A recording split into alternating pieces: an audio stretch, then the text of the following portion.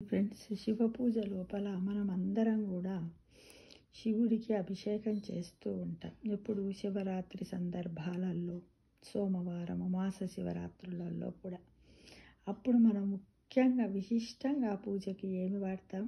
బిల్వపత్రంని వాడతాం.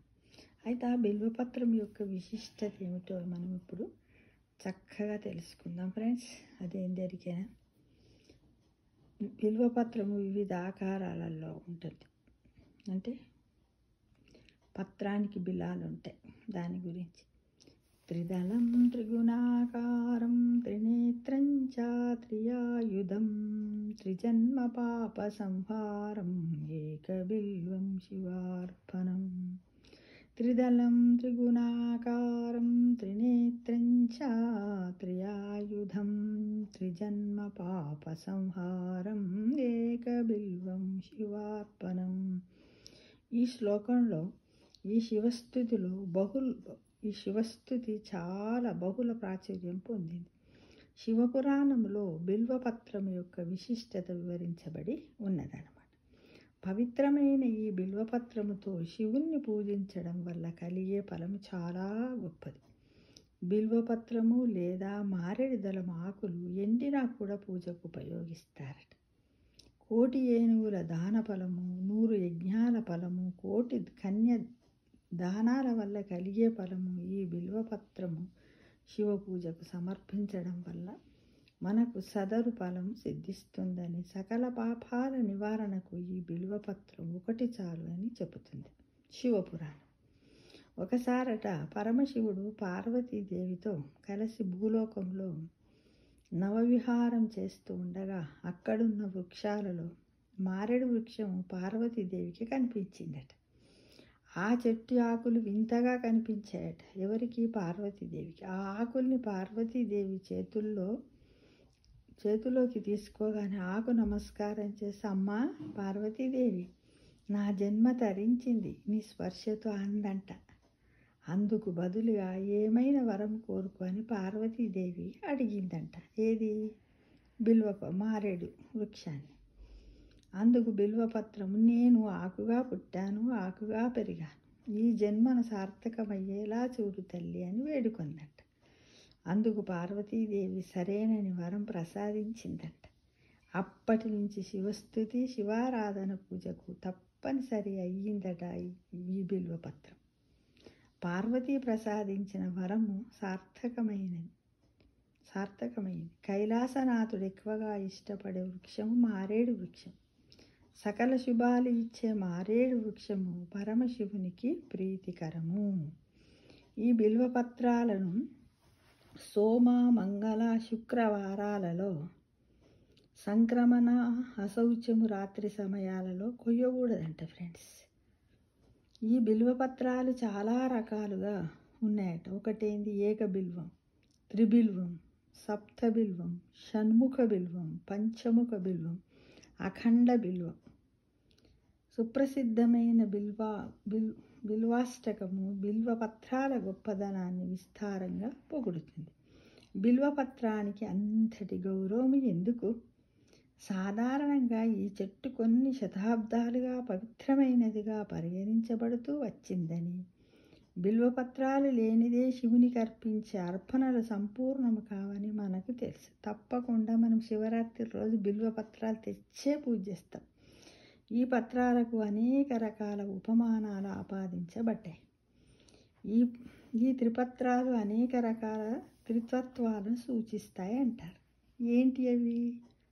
సృష్టి, స్థితి, ఇక లయ, లేదా సాత్వికము, రాజసం, ఇంకా తామసం అనే త్రిగుణాలు, లేదా శివుని యొక్క సారాన్ని ప్రతిబింబించే ఆదిశబ్దమైన ఓంకారములోని 3 అక్షరాలను సూచిస్తాయంటున్నారు. ఈ 3 పత్రాలు మహాదేవుని 3 కళ్ళను లేదా అతని ప్రతితాత్మక ఆయుధమైన త్రిశూలాన్ని సూచిస్తాయని కూడా అంటారు.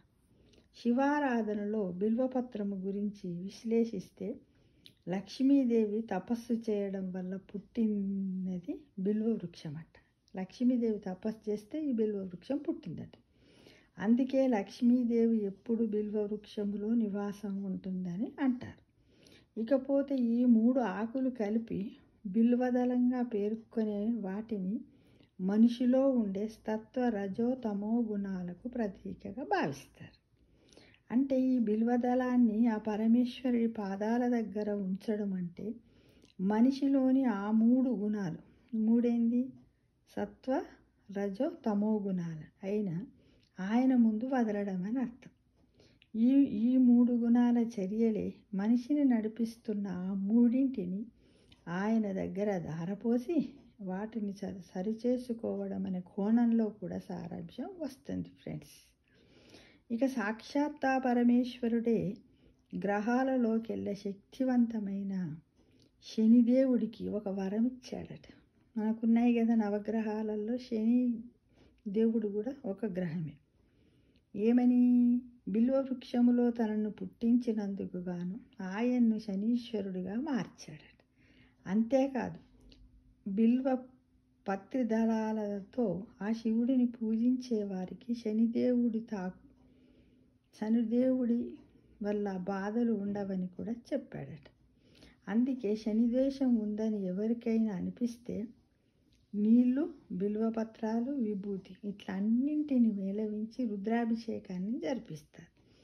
లేదంటే శివుడికి బిల్వ పత్రార్చన జరుపుతారు.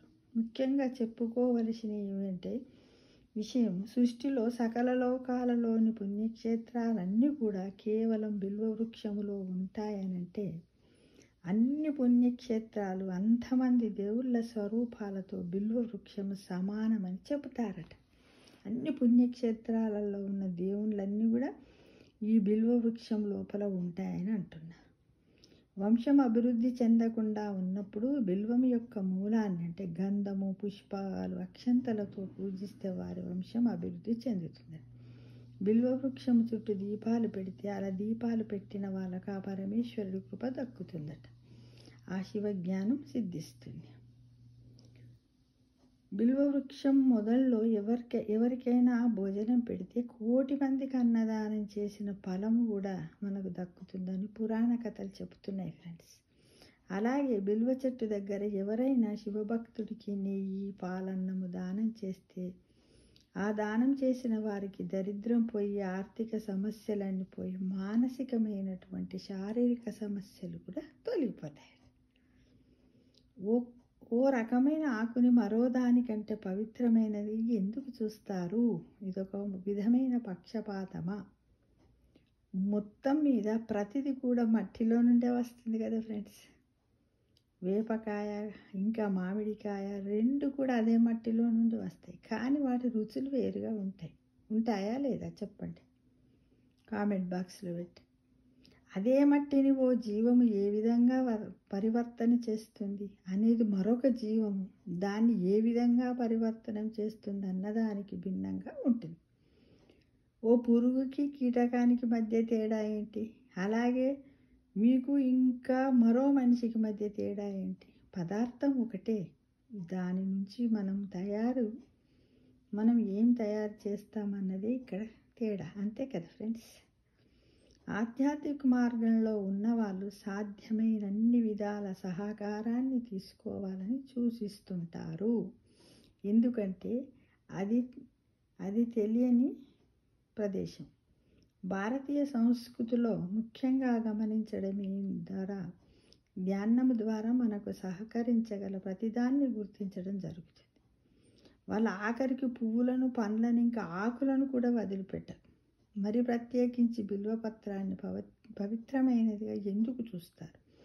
ఎప్పుడు కూడా బిల్వపత్రం శివునికి ప్రియమైనదని చెప్తారు. దాని అర్థం శివునికి బిల్వపత్రం అంటే ప్రీతి అని కాదు. ఆయనకు దాని అవసరం ఏముంది?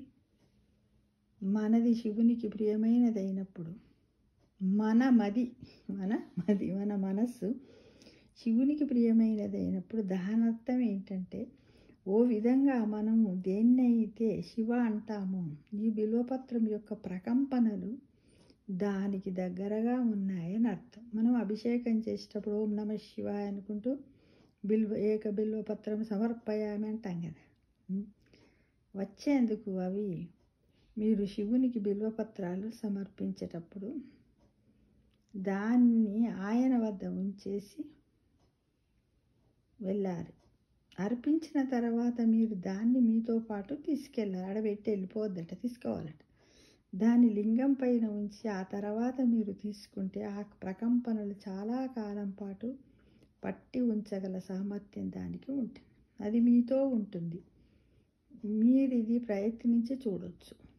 మనం పూజ చేసిన తర్వాత లింగం పైన పెట్టిన బిల్వపత్రాన్ని తీసుకొని పొమ్మంటున్నాడు. షర్టు జేబులో కానీ ఎక్కడన్నా మన ఇంట్లో బీరువాలలోనైనా పెట్టుకుంటే మనకు సంపూర్ణ ఆరోగ్యాన్ని అందించే గుణం కూడా ఉంటుందని ఆయుర్వేదిక నిపుణులు కూడా చెప్తున్నారు. ఆకులే కాదు, కాండము, కాయలు, పూలు, వేర్లు కూడా ఆరోగ్యం బాగుపడేందుకు ఉపయోగమట. చాలా ప్రయోజనాలు ఉన్నాయట.